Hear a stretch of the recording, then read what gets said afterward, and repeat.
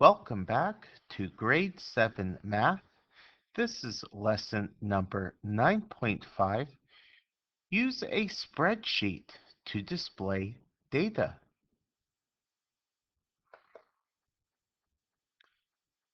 In computers class, we will be learning how to create spreadsheets with Microsoft Excel. Many businesses use spreadsheets to enter data, organize the data, and display the data in a variety of ways. And here you can see a screenshot from Microsoft Excel.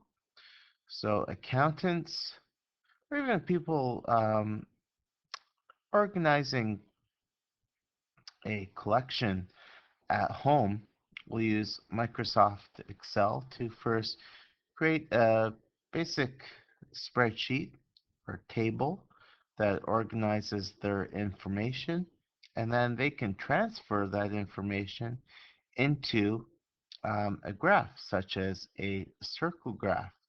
And it's really neat because you can display your original spreadsheet along with your graph of choice all on the same screen.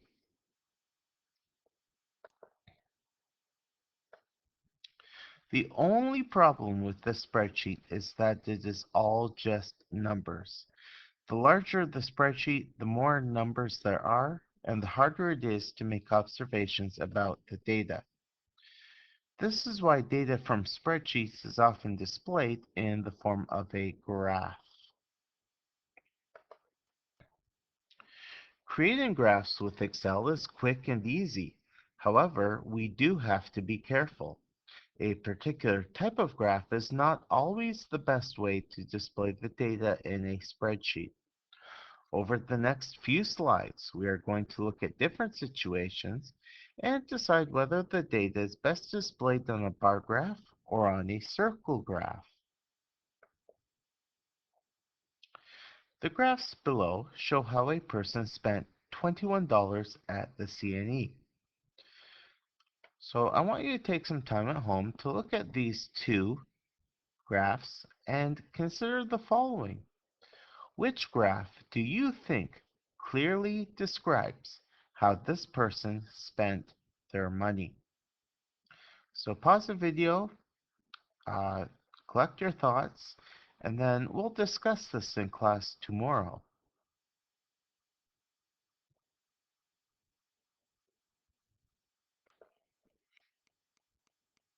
The graphs below show your teacher's scores on a recent quiz. Which graph do you feel clearly describes the top scores? So again, pause the video, consider your answer to the question I just gave, and then we'll talk about this in class tomorrow.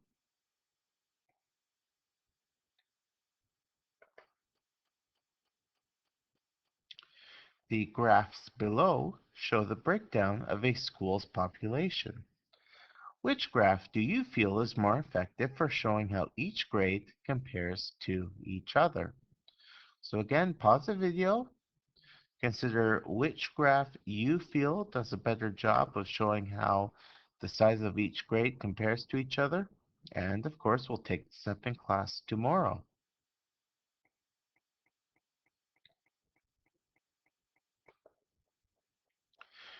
The most important thing to take out of this lesson is the following.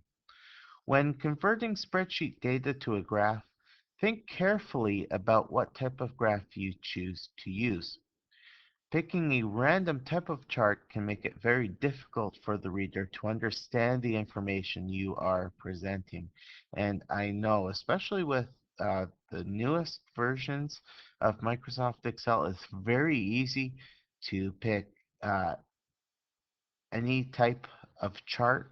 And it's very easy to convert your information into the chart. And I know you like to look for what you think is the coolest looking type of chart, but you have to resist that temptation and think which graph will make it easiest for others to understand what I'm trying to communicate. Okay, so after we go through those previous examples, I'm going to give you some time in class to practice looking at different types of graphs and discussing which forms of or which types of graphs you think are the most effective. But until tomorrow's class, this concludes today's video.